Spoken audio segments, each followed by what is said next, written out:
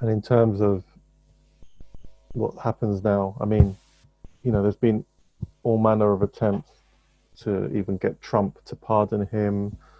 There seems to be a growing movement, pressure in the UK, tepid perhaps still.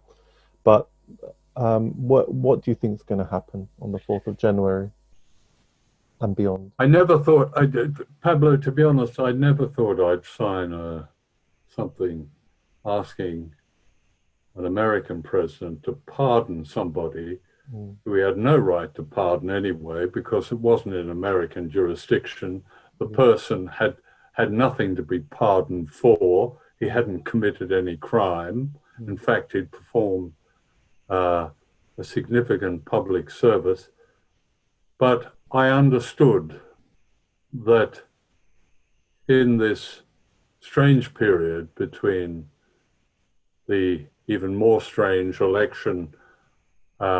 American election in November mm, and the inauguration of Joe Biden in January, mm, in this strange period, Donald Trump, I imagine, is even more volatile than he usually is. mm, So perhaps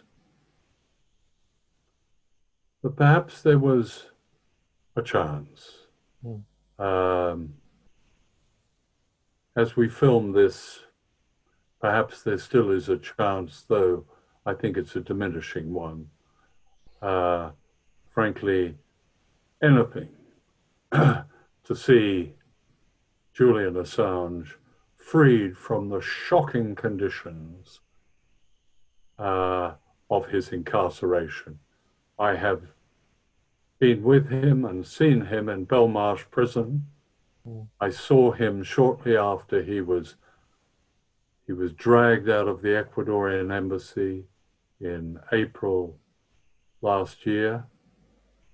He lost between 10 and 15 kilos. Uh, I've seen the way he's been discriminated against, the way he was in those early months denied the most basic things, um, um, access to exercise, to books, um, to any real intellectual stimulus.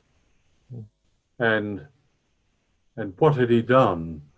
He'd infringed his bail, which in most cases magistrates either impose a fine or a few weeks or a suspended sentence.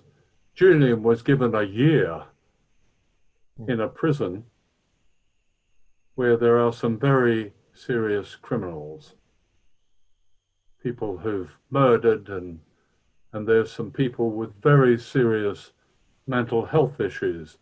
mm, Uh, for a long time, he was in a cell next to somebody who screamed through the night. Um, so signing a request to Donald Trump to pardon him is the least one could do to perhaps free him from this nightmare, and of course the prospect of an even greater nightmare in the United States.